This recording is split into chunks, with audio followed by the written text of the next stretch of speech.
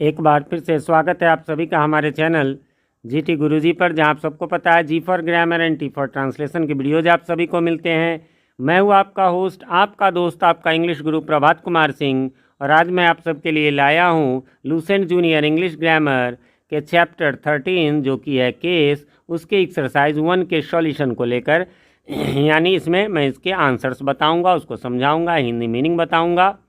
तो ये सब शुरू करें उससे पहले बताना चाहूँगा, अभी ऊपर आई बटन में आपको नज़र आ रहा होगा, इससे पिछले एक्सरसाइज यानी एक्सरसाइज 7 और चैप्टर 12 का है ना, जो कि जेंडर था, यानी इससे पिछला वीडियो यही है। तो उसे आपने नहीं देखा है तो आप उसे क्लिक करके देख सकते हैं। हर एक एक्सरसाइज एक के बाद एक एक्सरसाइज आते हैं, मैं कंटिन्यूअस बनाता जा रहा हूँ। इस पूरे बुक का आप यदि देखना चाहे तो उसका भी लिंक अभी आपको ऊपर आई बटन में नज़र आ जाएगा।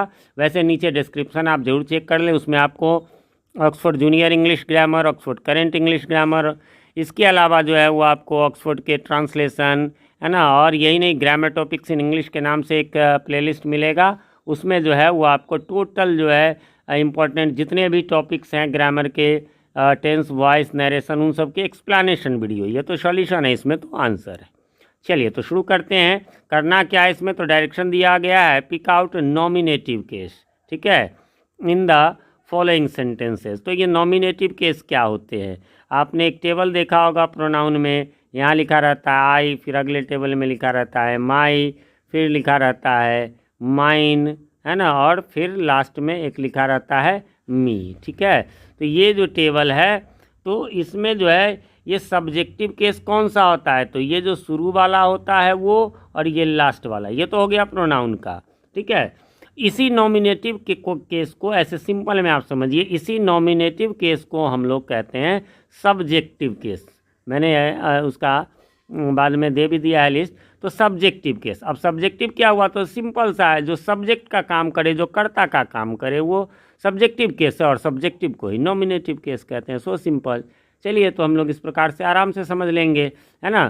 तो पहला है द सन शाइन्स, यानी सूरज चमकता है ना। तो इसमें काम कौन कर रहा है, तो द सन कर रहा है। याद रखिए, मतलब सूरज चमकता है तो इसमें सूरज तो लिखेंगे ही, सन उसके पहले a an the my your his, मतलब इसको कहते हैं डिटर्मिनर्स, है ना। डिटर्मिनर्स क्या होता है ना, या डिटरमाइनर्स भी बहुत लोग पढ़ते हैं। ये क्या होता है डिटर्मिनर्स, तो ये कहते हैं आर्टिकल्स। आर्टिकल्स आप लोग जानते होंगे, ए एन द को कहते हैं, प्लस एडजेक्टिव्स, ऑल नहीं, सम एडजेक्टिव्स का, यानी कुछ एडजेक्टिव्स और आर्टिकल्स को जो है हम लोग कहते हैं डिटर्मिनर्स, ठीक है। तो वही, यानी ए एन द रहे, माई योर हिज हर रहे, वो भी आपको सब्जेक्ट में ही काउंट होगा, इसलिए यहाँ आंसर होगा द सन, ठीक है। यही काम कर रहा है, सूरज चमकने का काम कर रहा है। बर्ड्स चर्प, पक्षी चहचहाते हैं। कौन चहचहाता है, काम कौन करता है, तो बर्ड। यहाँ पर एक मिस्टेक आपको नज़र आ रहा होगा, यहाँ पर जो है वो बर्ड्स में डबल एस हो गया है, तो ये क्या हो जाएगा, BIRD हो जाएगा, है ना। मैं इसका स्क्रीनशॉट ले लेता हूँ, करेक्शन करवा दूंगा।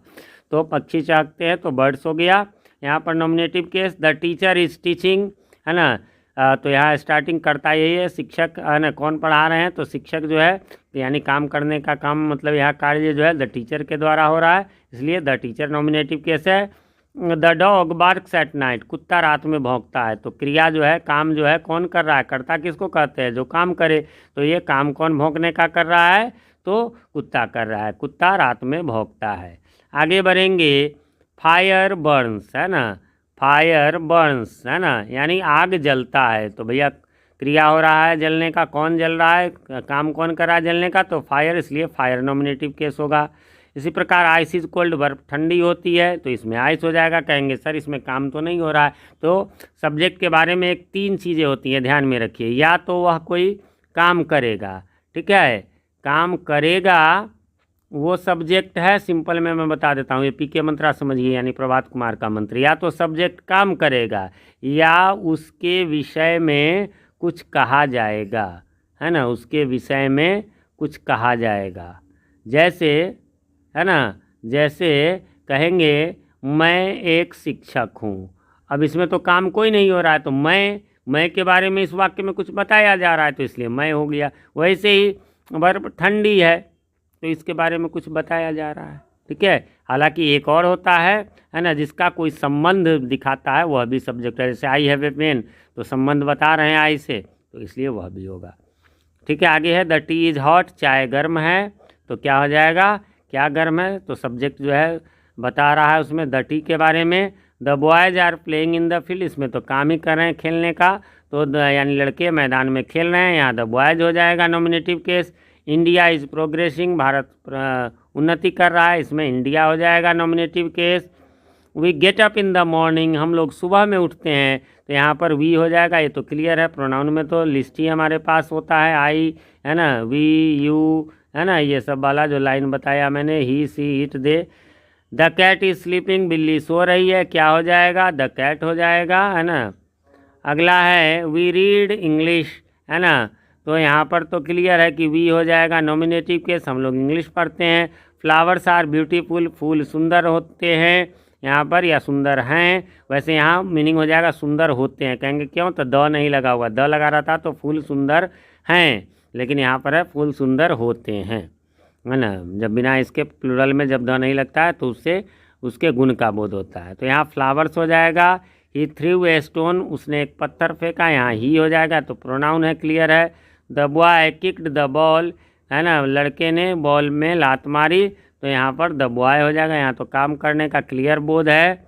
आगे बढ़ेंगे, I am talking to you, अच्छा तो इसमें क्या हो जाएगा, आई हो जाएगा, सिंपल सी बात, प्रोनाउन में तो कोई झंझट है ही नहीं, है ना, मैं तुमसे बात कर रहा हूँ, I am talking to you का मीनिंग हुआ Mohan reads a newspaper daily, Mohan प्रतिदिन अखबार पढ़ता है, एक लगाना हिंदी में जरूरी नहीं, इंग्लिश में एन लगेगा, है ना, तो यहाँ पर मोहन है।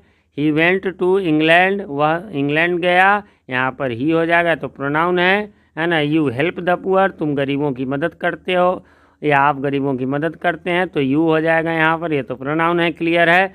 दे नो इंग्लिश, है ना, वे लोग अंग्रेजी जानते हैं, यहाँ पर क्लियर है कि आपको जो है वो हो जाएगा दे, ये तो प्रोनाउन है। तो फ्रेंड्स, इस प्रकार से ये एक्सरसाइज यहाँ पे समाप्त हो गया। उम्मीद करता हूँ आपने मिला लिया होगा, कोई कन्फ्यूज़न नहीं होगी। फिर भी कोई कन्फ्यूज़न हो तो कमेंट करें, मैं रिप्लाई ज़रूर देता हूँ, थोड़ी देर से ही सही, और कमेंट में क्वेश्चन लिख देंगे तो मुझे आसानी होगी रिप्लाई करने में, वरना फिर बुक निकालो, एक्सरसाइज देखो, क्वेश्चन देखो, थोड़ा टाइम लग जाता है।